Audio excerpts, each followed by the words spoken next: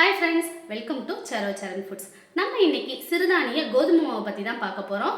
ஏற்கனவே சிறுதானிய சத்து மாவை பற்றி ஒரு வீடியோ போட்டிருக்கேன். எப்போவுமே நார்மலான கோதுமை மாவு தான் நம்ம யூஸ் பண்ணுவோம். ஆனால் இந்த மாதிரி சிறுதானியங்களை வச்சு நம்ம செய்கிற கோதுமை மாவு ரொம்ப ஹெல்த்தியாகவும் ரொம்ப டேஸ்டாகவும் இருக்கும். இந்த கோதுமை மாவில் வரகு, திணை, சாமை, குதிரைவாளி, வெள்ளச்சோளம், கம்பு, ராகி இது மாதிரி 12 வகையான தானியங்களை இதில் சேர்த்துட்டு நம்ம இந்த கோதுமை மாவை ரெடி பண்ணி சேல்ஸ் பண்ணிக்கிட்டு இருக்கோம். இந்த சிறுதானிய கோதுமை மாவில் நிறைய ஹெல்த் பெனிஃபிட்ஸ் இருக்கு. இந்த சிறுதானிய கோதுமை மாவில் சப்பாத்தி, பூரி இது மாதிரி செஞ்சு கொடுத்தீங்கன்னா அவங்க விரும்பி சாப்பிடுவாங்க. இந்த சிறுதானிய கோதுமை மாவில் சப்பாத்தி, பூரி, ரொட்டி, ஃபுல்கா எல்லாமே செய்யலாம். இந்த சிறுதானிய கோதுமை மாவில் கோதுமை தோசையை நம்ம ஊற்றி சாப்பிட்டுக்கலாம்.